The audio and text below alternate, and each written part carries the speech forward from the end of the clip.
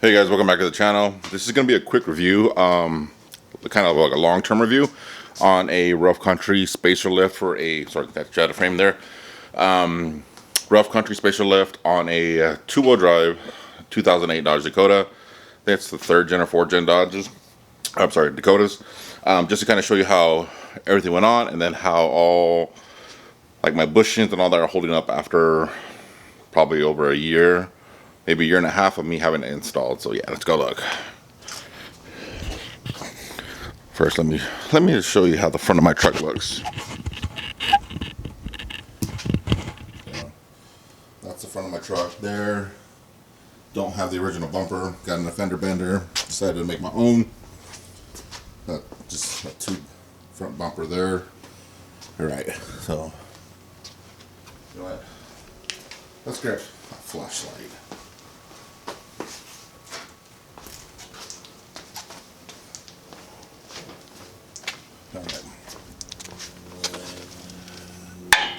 Alright guys. Alright, so I got the kit. Like I said, it's a rough country level kit.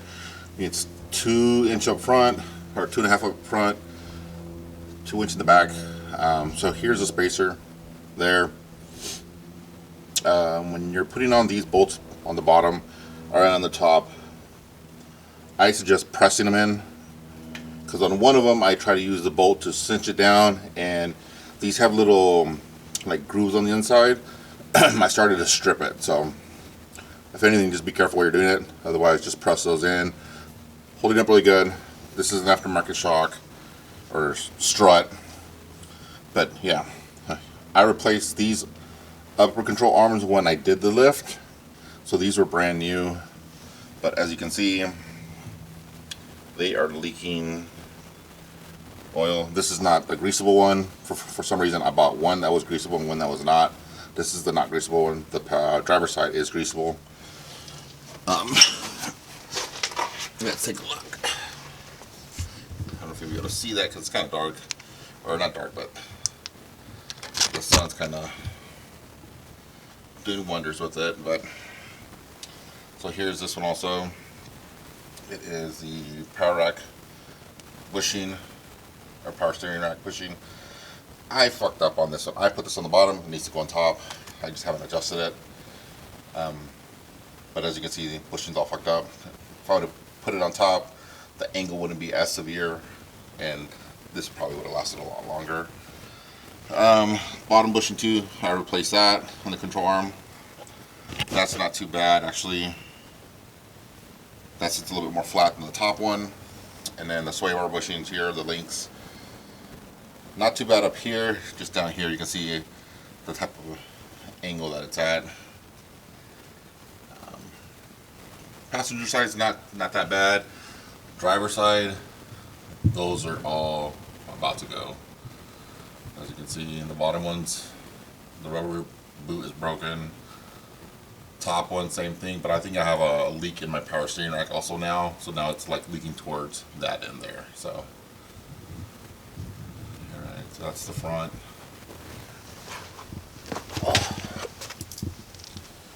Let's go to the back.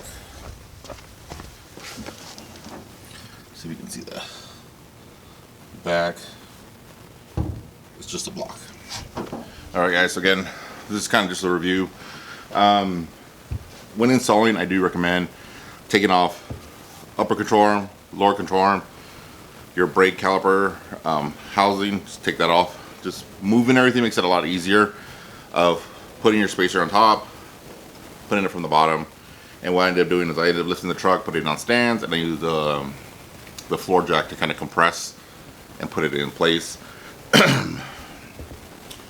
Wasn't really hard. I lost most of that footage when I first originally did it, because I did it during the summer when it was extremely hot and my camera started overheating and the files got corrupted. So bits and bits of pictures that I can put in, but sorry, I got this light on. But yeah, so it just took time to do it. Only really issue that I had was the rear, because my dumb butt didn't support the rear axle right. So when I unscrewed my my springs, my axle ended up tilting down. So basically make sure you're supporting it, either jack stand underneath it or the jack underneath it, and then untie and then let it kind of shift down, because what ended up happening is like, this is my drive shaft, this is the rear axle. I unloosed the bolts and it went like this on me. So and then I had to fight it and get it all. It took longer than it needed to. But yeah, but that's like I said, this the level kit for a 2008 Dodge Dakota. I really like the stance, especially on the front and the rear. It did lift it like 2 inches, so my truck does look a little bit taller. It is a bumpier ride because you're compressing, your front spring loads are being compressed, so the front is a lot bumpier. The rear, I have the Monroe like self-adjusting like spring slash coils in the rear. Those are still good. I got the kits, the rear shocks back here, saving them for when those go out. Those are still perfectly good. I actually highly recommend those. I put a lot of load in that back of that truck with those springs, and they work perfect. They work really, really good. But again, so it is very bumpy. Like I said, there is a preload on it. So just stiffer, I guess you can say, because there's not as much travel anymore because you're compressing that spring. But I love the ride height of it and all that, the way it looks. Cons, I'm gonna have to replace my upper control arms because they're not replaceable ball joints. They're the whole arm. Because of the angle that it's at, it wears out faster. So I'm gonna have to replace both of those. Same thing with the sway bar links, because it's not necessarily the top part, it's the bottom, because the bottom is not sitting at a really good angle, it's at a really, really bad angle. The lower ball joints, those are gonna probably last a little bit longer because it's not as crazy of an angle, because the way the control arm kind of swoops up at the bottom, so it puts it at a better level. But those are the only really bad things about it. Unfortunately, with our makes of truck, year and model, they don't make lift kits for our trucks. Next option would be adding body spacers to it to give it an additional lift. So my rims are 16-inch rims. I run a, let's see what tire I have. So I have Toyo Open Country. Let's see. I am running a 265/70 R16. So if you can see it, as you can see, I'm just kind of cleaning.